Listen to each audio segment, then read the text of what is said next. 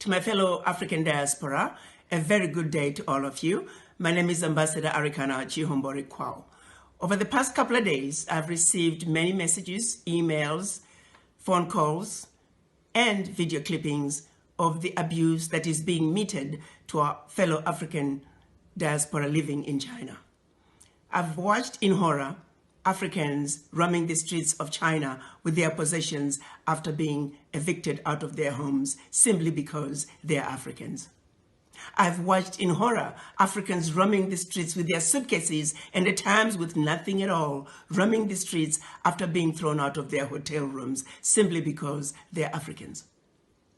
I have watched in horror women carrying babies roaming the streets of China with nowhere to go after being thrown out of their homes simply because they are Africans. I've heard many stories of Africans who are married to Chinese being separated from their husbands or wives simply because they were Africans. I've heard stories about Africans being forced to take COVID-19 tests simply because they're Africans. In many cases, these individuals did not meet criteria for testing, or they had been quarantined for the specified time period as mandated by the anti-pandemic laws of China. Not once have I heard any complaints of any African disobeying the anti-pandemic laws of China. Why is it then that Africans are being singled out and mistreated? This situation is not acceptable. It is wrong, and it will not be tolerated. To President Xi, I say, while you have enjoyed good relationships with all the African leaders, it is precisely because of that you should do the right thing. You are sitting in the big boy's chair, and we are asking you to make the big boy decisions. We are counting on you to make sure that the Africans that are roaming the streets and have been evicted from their homes be allowed to go back home. We're also asking you to make sure the Africans who are roaming the streets because they have been thrown out of their hotel rooms be allowed to go back to their hotel rooms. As we speak, President Xi, may I remind you that we have over 10 million Chinese residing in Africa where we have welcomed them with open arms. We have allowed the Chinese to establish themselves to marry Africans and live happily ever after in our Africa. Why can't Africans be awarded the same welcome that we have given to millions of your citizens?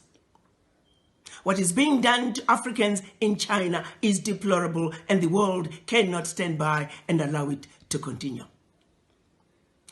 While we understand that the majority of the Chinese are good people, they're good citizens in China as well as in Africa. However, sadly, among them, there are a few bad apples.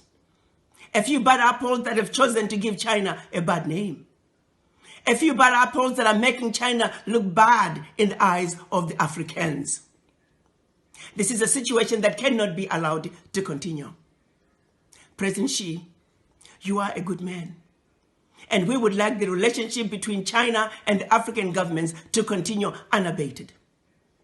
But the behavior that's coming from a few of your citizens will not be tolerated. And we're counting on you to do what is right, to do what is just, and to do what is fair.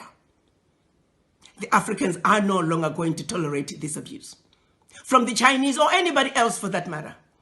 The African youth are enraged. We're asking, when is enough going to be enough? President Xi, the power is in your hands. We value, as Africans, our relationship with China. Please do not allow a few bad apples within your citizens to ruin what is otherwise a wonderful relationship between China and the African countries.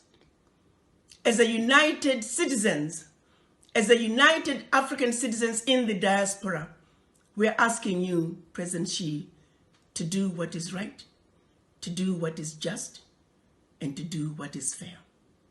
The children of Africa are saying, enough is enough.